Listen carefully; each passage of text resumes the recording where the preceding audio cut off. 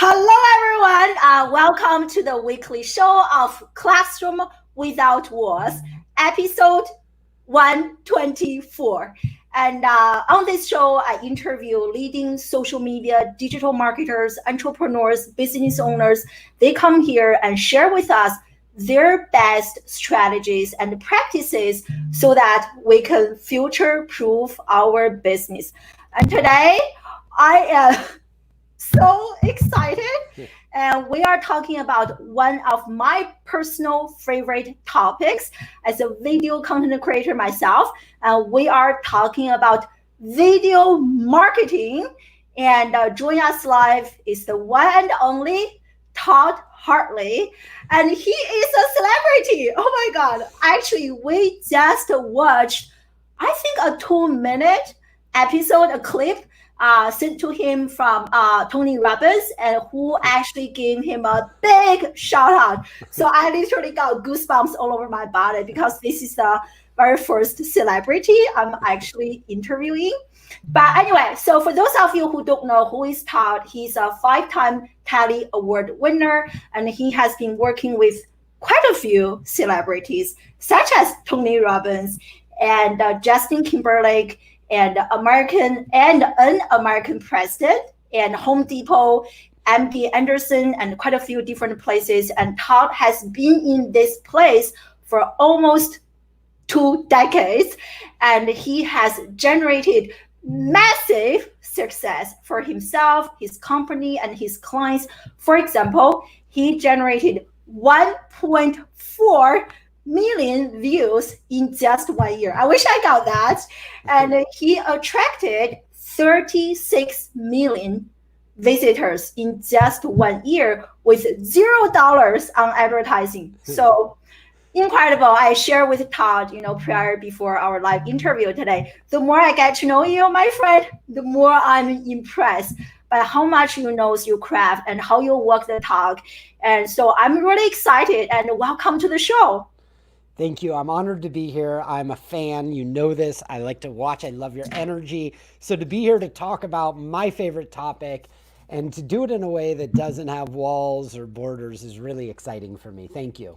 Really honored. And we already have quite a few dozens of people joining us live right now. And we are live on LinkedIn, on Periscope, on YouTube, and on Facebook. So let me know in the comment section where you guys are joining us live from, social media wise and geographically speaking.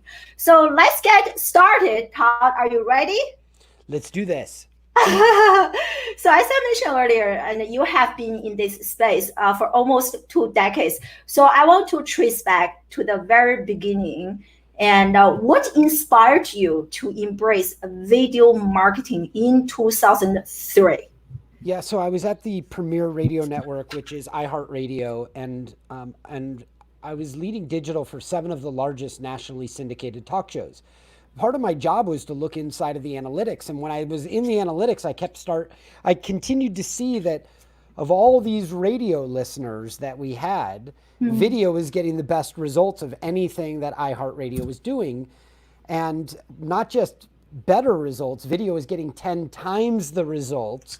So I kept bringing it up to the head of the network, being like, hey, you notice these people are really liking video. And so in 2003, I planted my flag and just said, the limitation for video, why people don't have mass adoption of it right now, is bandwidth. So as soon as bandwidth becomes more available, video is going to be a monster of a tool, because people are 4 times more likely to watch a business video than to read about the business. They're going to process that information, retain 95% of the message as opposed to 10% when they read it. And when they're done watching, they're 85% more likely to buy. Like, my big passion is about how can you educate people faster? And if you can educate people faster, everything else starts to happen quickly. Oh, I love that. I'm in the education space. I'm familiar with some of the research, and research has shown from psychology that when you combine audio and video, supercharge learning and supercharge memory retention, recall. So I love that. Yeah. I'm a product of the American education system, and I don't mean this in a negative way. I was when I grew up, I was diagnosed in fourth grade with multiple learning disabilities, and I struggled all the way through college. But I got help from the leading experts in the world at the SALT Center at the University of Arizona, which specializes in students with learning disabilities. And they taught me how to overcome and also how to optimize the way I learn. And so I'm obsessed with making sure we optimize the way we teach. Because if we can teach people and show and tell at the same time by using video, and people can go back multiple times and watch it again, we're going to get more people to that end goal destination, to the magic word of yes. And that's the whole goal. I love that. Don't just tell me, show me. I love that. Right. Yeah, exactly. So by the way, my dear friend Peter is live, very active in the comment section. Feel free to tag him if I miss any of your questions. And as I mentioned earlier, you have been in this space for quite a few years. I wonder if you can share with us, what are some of the big changes that you have observed in video marketing? So how is video marketing in 2020 different from in 2003? All right. So look, I'm somebody who violates conventional wisdom when appropriate. And now we're at this point in video marketing where a lot of the conventional wisdoms that marketers or business leads or salespeople are walking around with just isn't right or isn't true anymore. We'll spend some time on that, I'm sure, as we proceed ahead. But video marketing started off like a television commercial. You would put a commercial video on your website, or you'd put it on YouTube, and it would be disconnected from your website. And now what we've discovered over years, like my company does 3,000 client videos a year. And when you have the data, you can make all your decisions. And what we've discovered is you have to have a journey that's connected.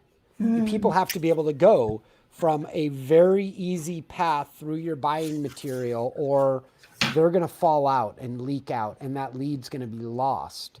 So the more mental calories you expect somebody to burn in their process of learning about your product or your service, the more likely they are to not get to the finish line and have that epiphany and understand why you're the perfect option for them. So the big change that I'm seeing is, well, one is about video length, which I know we'll get into because I get asked that 6-7 times a day. The next one's going to be about attention span. What we know about attention span is different than what we thought we knew. And then the third one is these connected journeys. I call them customer journeys. But the customer journey can go from a place like LinkedIn, and it can be pathed perfectly onto a journey page on a website where somebody learns everything they need to learn. Because today's buyers, and this might be the biggest transition, today in 2018, so before COVID, 82% of buyers, people we're all trying to sell to, said that they don't want to talk with a salesperson until they're ready to make a buying decision. Everybody should think about the role of their salespeople and where sales comes in. Because if the salespeople are experiencing resistance all the time, you should be using video in a variety of different ways to hack into that attention and to start engaging the prospects the way they prefer to learn on their own in a personalized, on-demand, and binge-worthy way. Yeah, I love this. Now, I didn't even realize this myself until you mentioned that. Like for me as a consumer, I want to do my own research, right, on different channels, and based on the feedback I have collected from friends that I know, I don't want you to tell me. So it makes so much sense. And Now, if you're experiencing that as a consumer, and it's more efficient for you to go online than to be in a room with a salesperson, or to get on the phone with a salesperson, that you can do your own research, which ultimately means that you are the captain of your own research journey. And when you become the captain of your own research journey, smart marketers and smart salespeople, their job needs to be making that research easy, easy to digest, and to do it in show and tell visual ways so people nod and get to the end ready to buy or talk to a salesperson.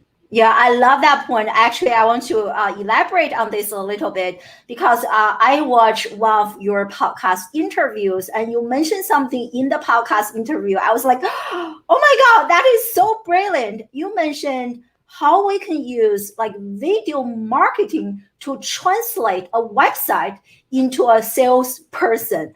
I was like, wow, I never heard of that. So can you elaborate on that for us? Yeah, right at the beginning of COVID, right at like the day where we had to be quarantined, everybody had to go to their home. Tony Robbins reached out to me and asked if I'd create a training course for his or a series of videos for his clients on how to continue to sell in this new world where salespeople can't get in front of prospects. And really, like, that's the fun part because if you set this up the right way, you should be able to track on the back end of all the people that are looking to do business with you, who are the ones that are demonstrating the highest attention span? Attention span on a website is an indicator of buyer's interest. So if you go and look at everybody that you're talking with, everybody you're nurturing with, and they're looking at your videos and you can go on to the back end into your CRM and evaluate it, then you know of the 1,000 people, who are the 100 that are staying on your videos the longest. Those are buyers. And those are the people that your salespeople should be following up with. And now your salespeople just became more efficient. Yeah, I love that. I love that. And I think you have some like tools that you really love. Do you mind just like sharing some with us right now? Sure. I'm going to start on the video creation side and then I'll do the back end tracking. Does that sound reasonable? Sounds amazing. Yes. Okay. So on the video creation side, I have a decision tree that I do in my head. That decision tree is, Todd, are you going to be able to nail this information on camera off the top of your head without looking at notes? Like, do you know it well enough to know the right order? And if so, I'm probably going to use what I got. I'm going to use my phone. And with my phone, I've got a variety of different things like little mini tripods that go in my backpack or a steady cam that allows me to walk and talk so it doesn't look like I had too much coffee. But if I can't do the information off the top of my head, like I'm dyslexic. So if I have data that I haven't memorized, that's fresh data that just came out, I'm probably going to put it in a teleprompter. And I'll add my script. And here's my script inside the teleprompter, you can see. And I look into the camera and the script is right near the camera. So when I read it, and I will read this thing, and for anybody who's just getting started with the power of video, don't allow yourself to get frustrated on take one or your second take or take 45 like it may take me. Just be obsessed with the process of polishing like a stone going down the river. Know that when your video's done, the more times you work that video, the more amazing it'll seem to the end user. And if you want to be great, just put in your time because like Tony teaches, repetition is the mother of skill. So get yourself in that process. Like, how much better are your live interviews now than they were when you got started? Right? Oh my God, 200%. Yeah. So those are my two primary things. And then that's on the content creation side, but I want to give you another one. But I love the teleprompter idea. I don't have one, and I'm okay with live video. But sometimes when I do a course, I would love to, see the numbers and stats and this and that. So, is there a specific brand that you recommend? Teleprompter for video, and if I could pop up my slides and show you if that's helpful. Yeah, I'd love to see it because I don't use one. Let me know in the live audience if you guys are using one. I'd love to. Check out. So this is right out of my Tony speech, but I use teleprompter for video. And you can see I'm on camera there, but I move the text as close to the camera as possible. Because we all know that when you see somebody that is reading, you're like, they're reading. They don't know this stuff. Yeah. So instead, what I do is I move the text as close to the camera as possible, and I only read the words that are in alignment with the camera. Which, in doing so, makes the viewer think that you're doing this off the top of your head. So that's one app I use. I also use a tool called Vidyard, which every time I have a proposal, listen up, if anybody out there is selling and you want to get better results, like you want to get the magic word yes more times, what you should be doing is anytime somebody says, hey, that's a great idea, I would like to thank you for popping that up. Vidyard allows me to put my slides on the screen next to me. So if I'm selling something like a proposal and that proposal's in a PDF, put the PDF up there and then teach the person that you're sending the proposal to how this is going to impact their life. And the reason I want you to do that is because you won't be in the room when the decision's made. And your internal champion is going to walk down the hall into one of those offices, and they're going to, in this theoretical world, they're going to go down there and talk about you or other possible vendors. And if you want to stand out, you got to provide the right level of energy, the right certainty. You want them to know that you're like a trustworthy person, that your office looks legit. And so by putting yourself on video, you teach that person, your champion, goes into that room. Instead of putting your PDF in front of people, they play your video against everybody else's PDF. And then you can track on the back end to see who's watching. Then now you know with certainty that they like you by their attention span. I do that every time.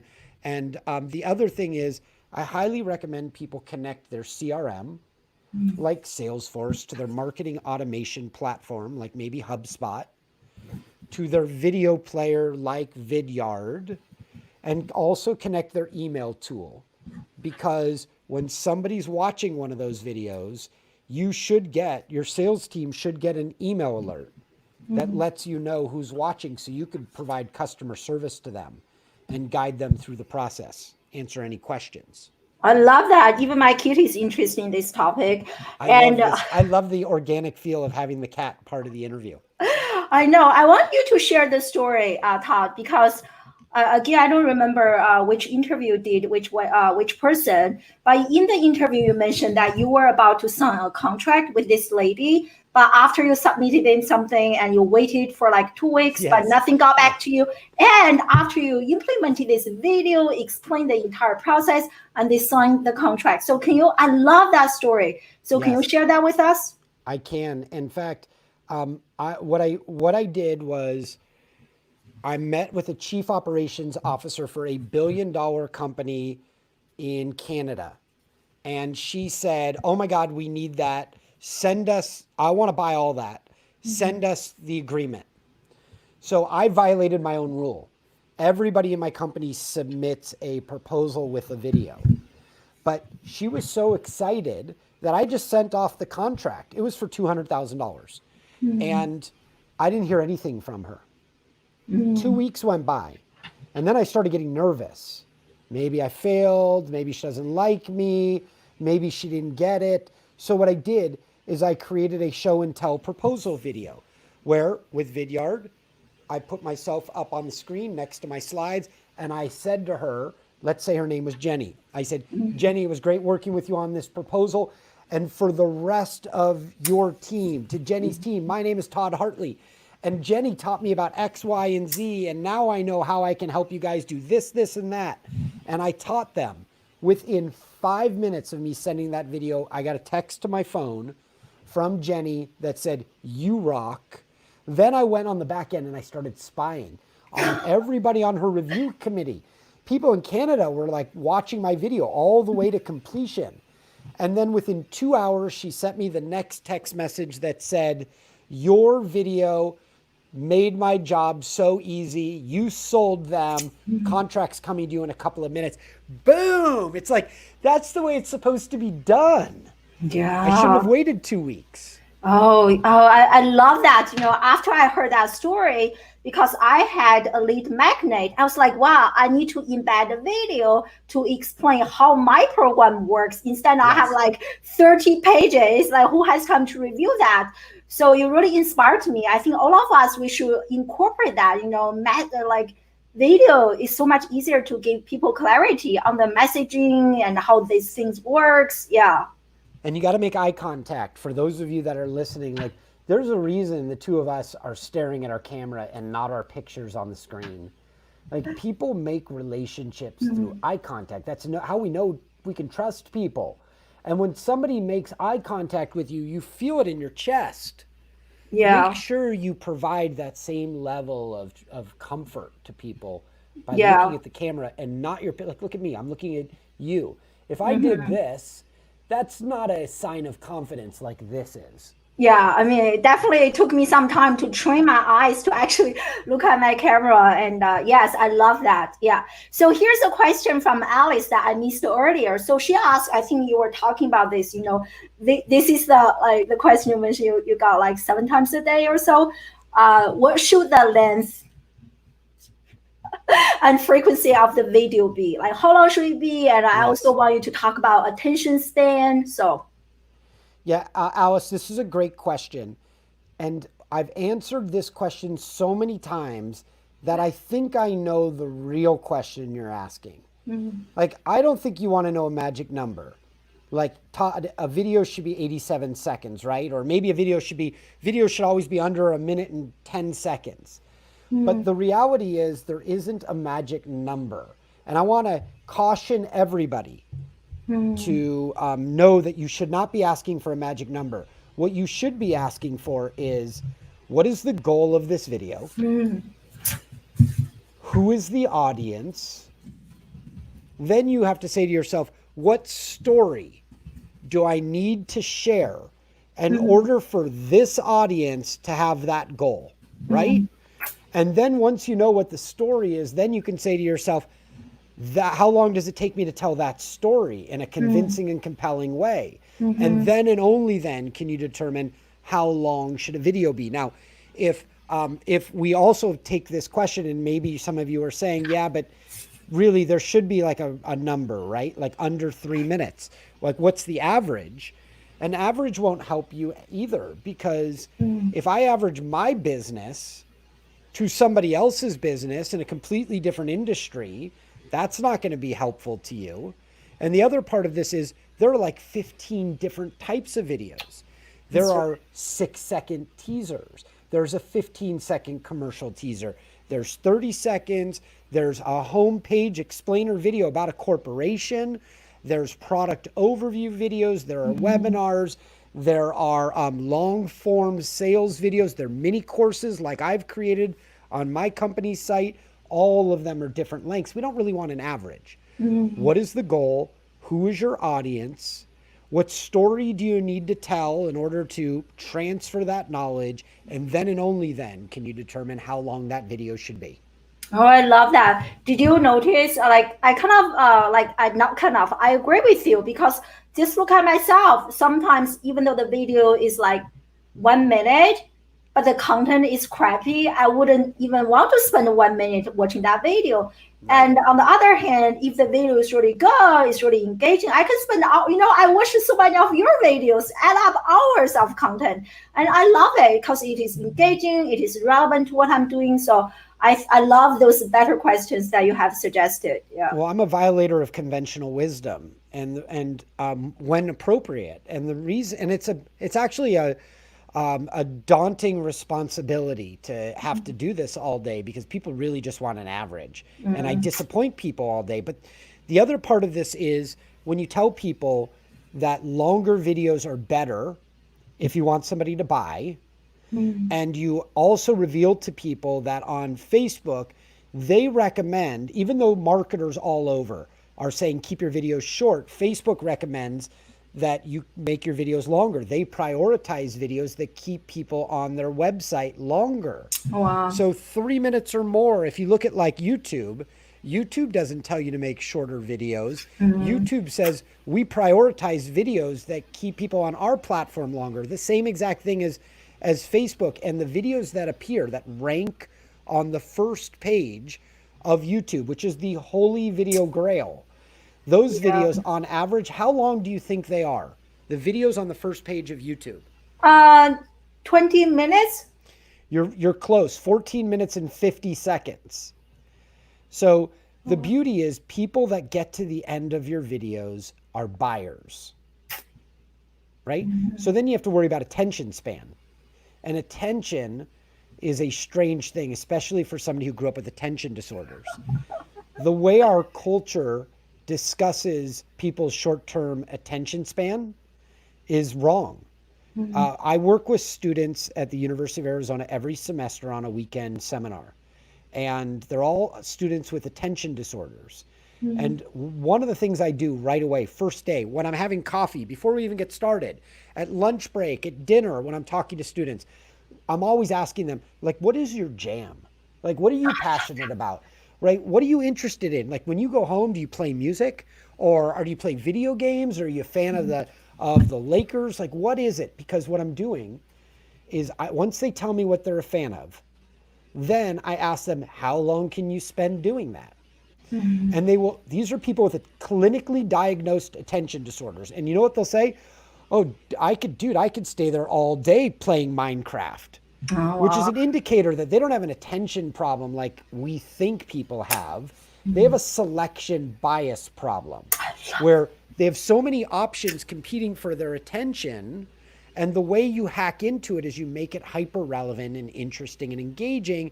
And just like Netflix, you will sit on your couch for an entire day watching a show because you're interested. So for marketers, your takeaway, be super interesting. Like, don't create boring marketing assets. Tell the right story to the right people and make it relevant, and great things will happen. I love that. I love that. I remember when we first connected and you told me like to create videos that are like Netflix videos. That was such an aha moment for me because I never thought about it, but it makes sense. Yeah, so much sense. Yeah. But the only way you can do it, Netflix, when it creates a series, it releases the series all at one time. And the only way you can do it with your content is if you create your content at the same time, or at least your next piece of content. Because when you get to the end of the video, you do just like what Netflix does, where you start teasing the next episode, right? So if I'm doing a video where I'm teaching you about a product or service, like let's say I'm teaching you about Vidyard, which I already talked about.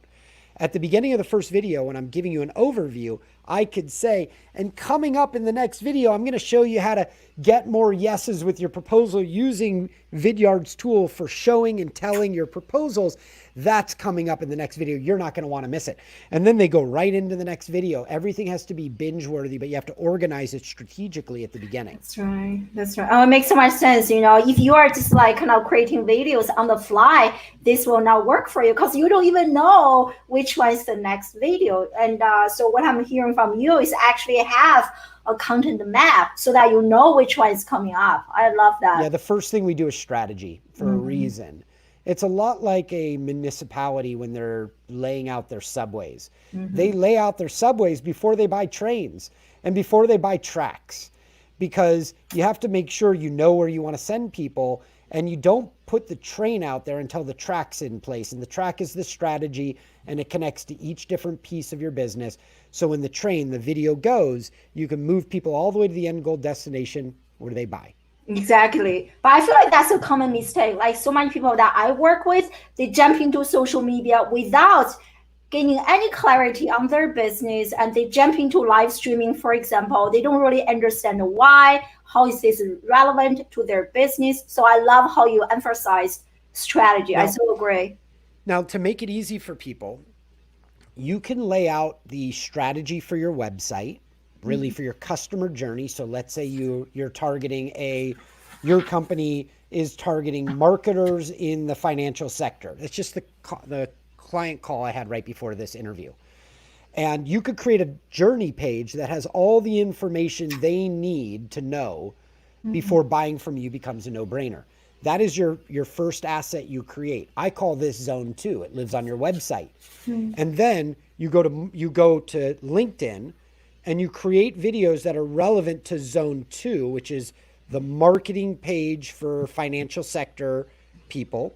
And then this content on LinkedIn, it says, if you want to learn more information about how your marketing team can do this in the financial sector, just click on the link in the comment section below, and now you've moved them to that binge-worthy buying experience.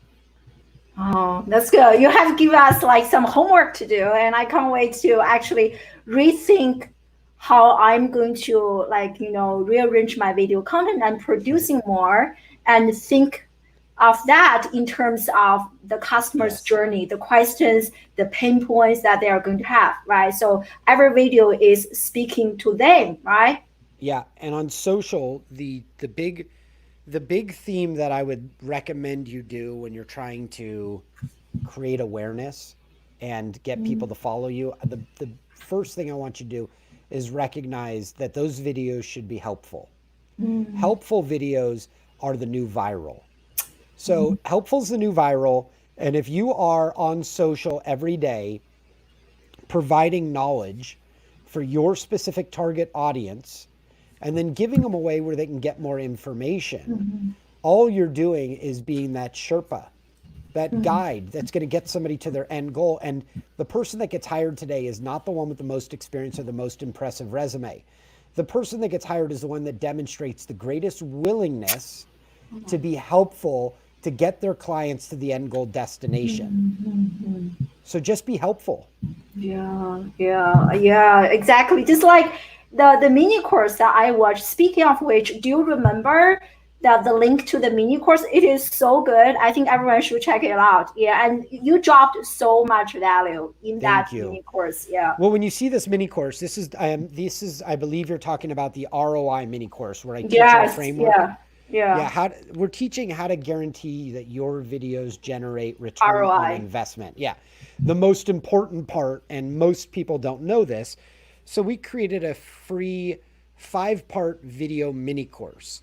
And we created all at the beginning. So you'll notice as you go through it that I'm hooking you from video 1 into video 2. I'm like pulling you like Netflix. And in doing so, 86% of people that start the mini course get to the end.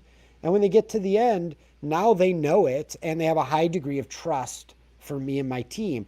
But when you That's watch right. that mini course, you should know that in our office, affectionately, we call that mini course the Fat Todd, because I was 20 pounds heavier because I was in some entrepreneurial jam at that time and I was binge eating while at work. So whenever I see it, I'm like, oh, there's that Fat Todd again. I love that.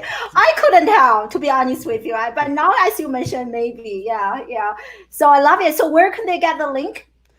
Yeah, thank you. It's Wirebuzz is my company name. So wirebuzz.com, wirebuzz.com I / have it here. ROI. I hope that's it.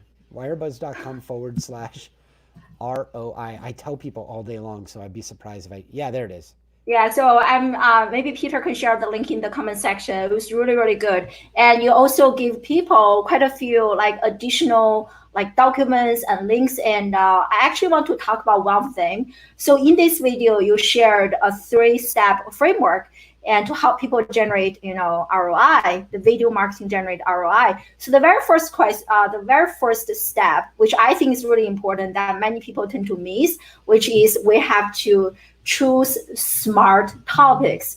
And I think I'm guilty of this myself. I oftentimes choose topics that I want to talk about. I don't really think about my audience that much. So can you explain to us what do you mean by smart topics and should Yes. we choose such topics? Okay, so there's topics that are naturally in your prospects area of interest. You've got to select topics that help you make the case. They've got to be topics that that are business related topics. So as you're going through it, there's a lot of people that want to provide videos about everything under the sun. Select topics that are helpful and relevant to your prospect. So the way that I do this is every time I'm in a new prospect meeting and I'm listening to all the questions, I write down every question, because what I'm really looking for is what's the consistency in the questions that are being asked, because those are the questions that new customers or new prospects are interested in. Like, how long should a video be? And those are the videos that I should be using inside of my my framework in order to get people to buy faster. So you got to map all these things out. The other parts of this in the framework are your videos have to be personalized. So not everybody's interested in the ROI question. Mm-hmm. Some people are interested in how do you use this with your mobile phone as a salesperson on a daily basis. So you have to first know who your audience is and split off your different audiences or persona groups. And if you've got multiple persona groups, then you've got different types of smart topics that you should create. And the second thing is you got to create the right topics the first time. Because if it's hard to get a budget to create video, imagine having to go back when That's you right. picked crappy topics and then ask for that budget again. Yeah. And so, and then the other thing is I highly recommend when you make these videos relevant that you send them to the appropriate people and that they're on demand and binge worthy. So spend some time on that, but recognizing that today's buyer is going to go on a 24-hour buying experience 24/7 without your salespeople. These videos should be available on your website. It should be available on social, and you should be teaching people because people want that guide or that Sherpa that's going to be there. The last thing they want is to do business with somebody that's going to disappear after the contract is signed. That's so right. Demonstrate that willingness to be of help. Yeah, I feel like this is especially relevant given what is happening right now, right? We are in this global pandemic. People are on different time zones. They are spending more time online. So when you have that content relevant and available, people can consume on their own when they're ready to purchase from you, and they will move on. Yeah. So I kind of have a follow-up question based on what you share. And Vicky is a persona queen, and so she resonated with that point. So do you actually create like different your websites Avatars. or landing pages for different avatars because the video content is different? So you share different links. How do you personalize that? Yeah, it's really great. If I could move this computer screen into this room right here, I could answer that question for you visually. I'm looking at my phone real quick to see if I have a photo of that table behind me, because that table behind me, boom, I just found it. You're amazing. This table behind me has 4 different customer journeys mapped out. Can you guys see that? And I'll walk you through it. This company has 4 different personas that they have to influence. The first one is a salesperson. Here's the salesperson's customer journey from the top to the bottom, everything we want to do. We know, it's a surgeon. This is a medical device. So let me explain. They've got 4 different personas: a patient, a surgeon who's going to use the device, a nurse that's going to set up the device in the operating room, and then a hospital administrator, which we'll get to later. The first person is the surgeon.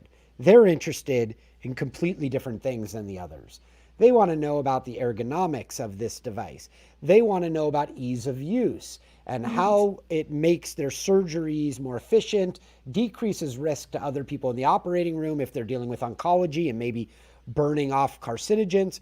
And they also want to know that it's going to decrease the amount of time that somebody's going to be in the operating room.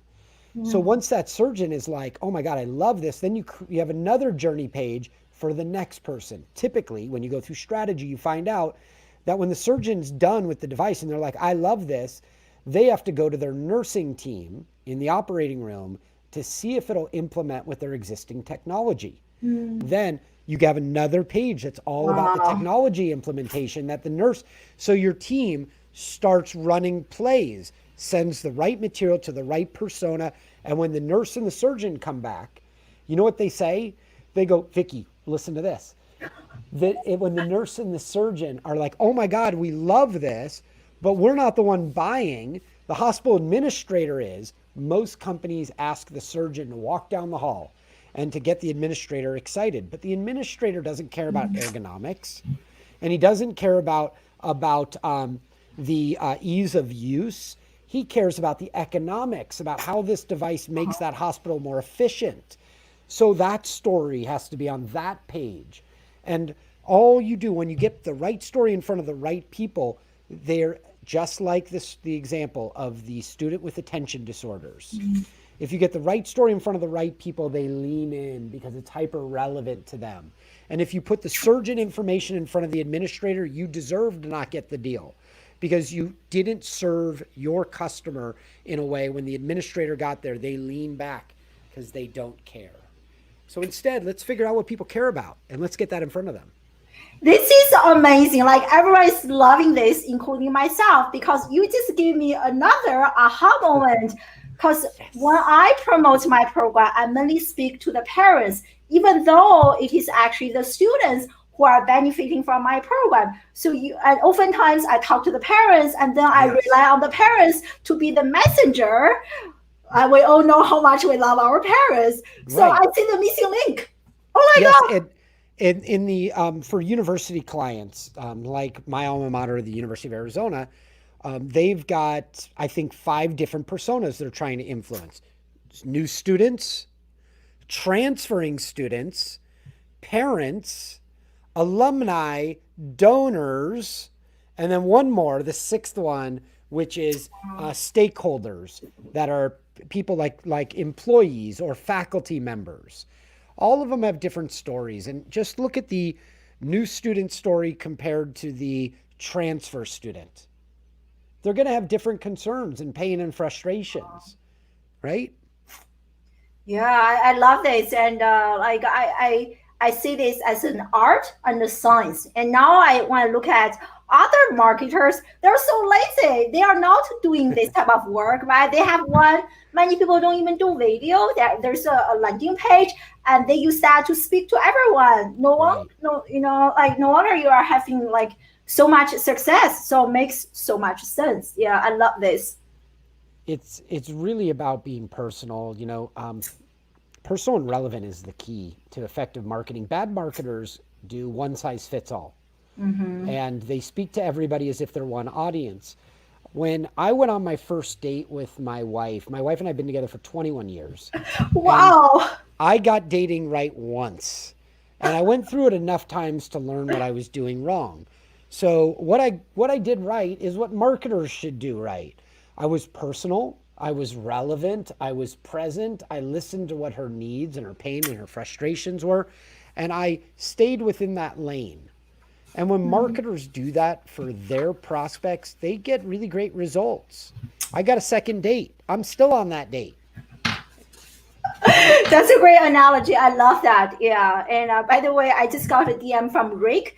He said that you are dropping so much value. He's having a hard time catching up, taking notes. So thank you for that DM. Yeah, really nice. Thank you, Rick. Yeah. So another point I think you summarized so well, which is the superpower of video marketing. I think at this point we are all sold on the importance, but I still want you to talk about the 4 major superpowers of video marketing. It is so good. Everyone keep taking notes. So I've got a video of this, me speaking on a Europe tour last year, where I'm teaching the 4 superpowers. And off the top of my head, let me see if I can do this, because I've retired this part from my speech, but I do love it. Anytime you want to pump up the jam, I look at these as rock star rules. Anytime you want to pump up the jam with your campaign, you use video because it gets better results. When you want to increase clarity, use video because you can show and tell. Clarity is one of those. Emotions, when you want to transfer emotions, use video because an emotionally unaffected buyer will not buy.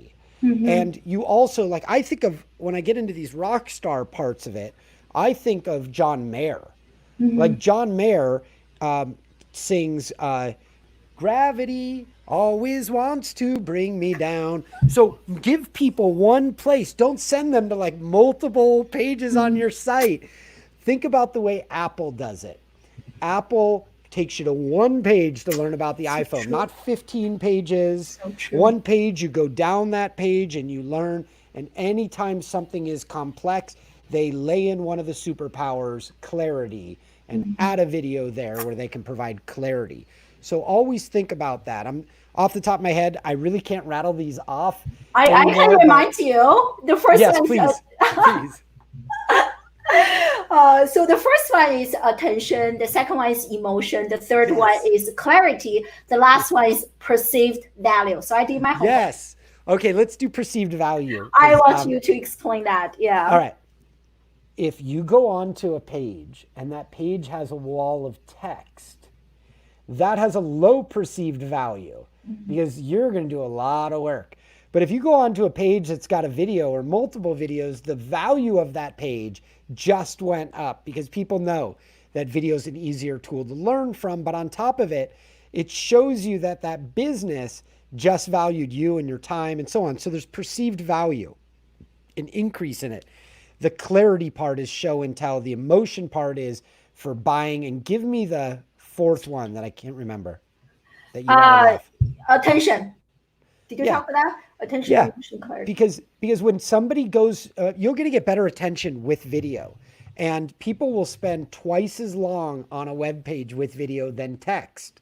Now, if you have more time, let's just think about the old world where salespeople were in front of their prospects. If you would get twice as long in front of your prospect, you're going to have twice as long to make a relationship. That's right. The same is true when they're on your website shopping or researching or learning and going down their rabbit hole. So make them stay there longer, teach them, and show them your unique value. And before you know it, when they just go into a wall of text, a page that doesn't have video, what we do is it's all disjointed, the learning. Think about it the next time you go onto a page that's a wall of text. You're going to skim 4 words in paragraph 2. You're going to come down the page. You're going to skim 4 more words down here. You're going to go below there. You're going to look for pricing. You're going to get agitated. You're going to come back up. And you know what you're going to do? The same things your customers do. You get frustrated because you don't find what you're looking for and you bounce and go to a competitor site. And the way that you pump the brakes on people is you put videos in strategic spots and get them to stay there longer so they can make a rational decision that you're the best option for them. Yeah, I love this. So at which point you think we should insert some testimonial videos, like kind of in the middle section or like approaching the end when they're ready to make that? May I share a screen? Oh, of course. All right. It's easier if I just pull up my slide and I just show it to you. So let me find that. Oh, here it is. All right. So let me get back. Let me now everybody, while I'm doing this. If you are loving this, give this. Let me share Todd's social media connection. Definitely make sure to connect with him and check out that's their website. Yeah. All right. So here is what we call our momentum method. And this is how you structure your customer journey page. I'm going to do this very quickly for you. The first thing you have to do is align with your target audience. This first golden box is, what does this target audience care about today? And in that golden box, you have something else you have to accomplish. What is the real problem you solve? You got to use text sparingly because text is inefficient and it slows people down and they get paralysis analysis with more text. So that's what you do in the first 2 boxes. Then, why are the competitor options inferior? That's what you do in step 3. Now notice there's a video there, a persona key opinion leader testimonial story video, which I'll get to in just a moment. And then in the 4th section, you talk about why your solution is the best. Most businesses start their page with why we're the best. Look at us. We're the best. But nobody cares yet because first you have to talk about what they care about today, what the real problem is, why the competitors are inferior. And then that testimonial video is right here, right where you isolate competitors and you talk about why yours is the best. And then below that is where you answer lingering questions or doubts that need to be knocked down for people to act. Now, this is the structure that you move people through because they've got boxes they've got to check off in their head while they're going on a research journey. Now, the one thing I did not mention on this page is right above the 5th golden box. This right here is your video that talks about how do you implement your product or what are the next steps for the solution. That goes there. Now, what is the video on the top of the page? The overview video, it consists of, and here's the script, everything from steps 1 through 5 get plugged into that video. Do it in a creative way. Don't go systematically through this, but figure out how you're going to tell that story where you can check off the same elements that are going to be on the page. And when you do this, they marry up together like a nice custom suit. They look like they belong together. And now you know the momentum method and how to organize that page. Personal and relevant on the top. Those are your 3 videos. The photos on the page have to be relevant to your persona group. And then everything on this page needs to be tracked from your CRM, your video, your email tool. And before you know it, everything becomes easy for people and your team. That's incredible. I feel like we need to pay you like thousands of dollars for that content. And no wonder you're working with celebrities. I can tell how much thought you put into this. Yeah, it makes so much more sense. That's really incredible. And thanks for sharing the slides with us. Yeah. My pleasure. Yeah, so we have only about a few minutes left. I saw that Peter asked a question related to SEO.